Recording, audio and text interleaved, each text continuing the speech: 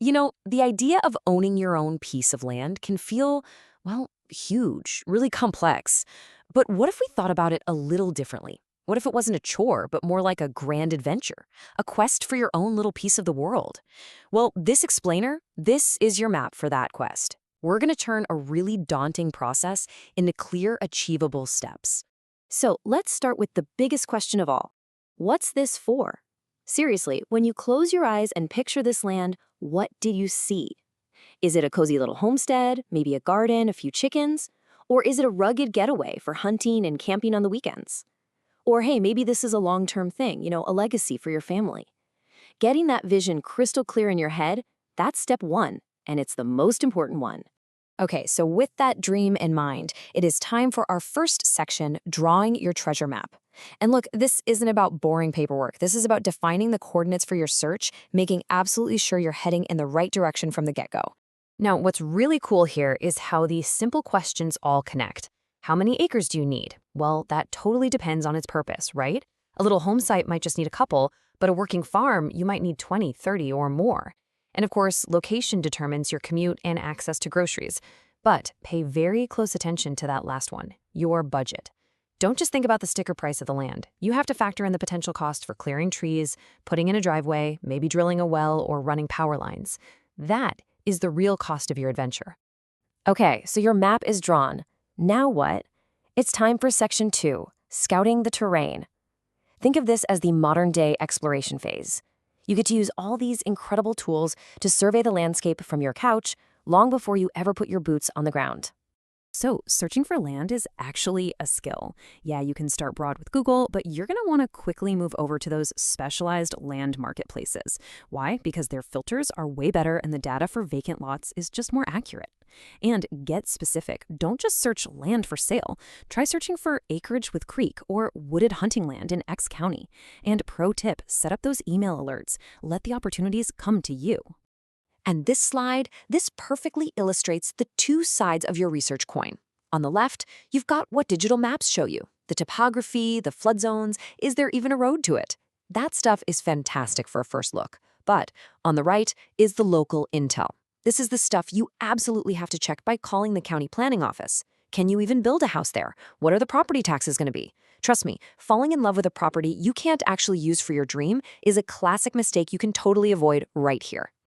No great quest is a solo journey. And that brings us right to section 3, assembling your fellowship. To get through all the complexities of buying land, you're going to need a team of wise guides who really know the local territory. First up on your team, you need a land sage. And I'm serious. This is a real estate agent who specializes in rural land, not just suburban houses. They have the insider knowledge, they hear about listings before they even hit the market, and they can connect you with the right surveyors and lawyers. Their expertise is absolutely invaluable. Next up in your fellowship is the keeper of the coin. Because getting the money for this quest, the financing, it works a lot differently for raw land than it does for a house.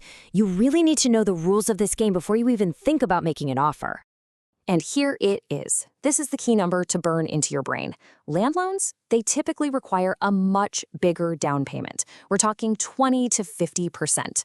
That's because lenders, well, they see raw land as a bit more of a risk than a house. Knowing this right up front helps you budget, and it shows sellers that you're a serious, qualified buyer. So, where do you find this kind of financing? Well, you've got a few paths to check out. Start with local community banks and credit unions. They know the area. Definitely look into government programs like the USDA. And here's a huge tip.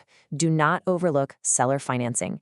It's a surprisingly common option in land deals, and it can be a fantastic way to go. Okay, you've done your research. You've assembled your team. We've made it to section 4, the final journey. This is where you get out there, explore potential destinations, and learn the single most important rule of buying land. Every region offers a completely different kind of adventure. This slide just gives you a little taste of that variety. You've got the huge open ranch lands of Texas that are perfect for recreation versus the beautiful rolling hills of Tennessee, which are amazing for homesteading. The big takeaway here is that the character of the land and the local rules, they change dramatically from state to state. So it's really worth exploring what each of these realms has to offer. And now for the golden rule. If you take away just one single thing from this whole explainer, please make it this. You have to walk the land. You can stare at maps and photos all day long, but is it swampy after it rains? Can you hear the highway from the back corner? Just how steep is that hill, really? Putting your boots on the ground is the only way to truly know if a piece of property is the one for you. Which brings us to our final section. The search is over, the deal is done, the deed is in your name. But this isn't the end of the quest. Oh no. This is where Section 5 starts. Your adventure begins.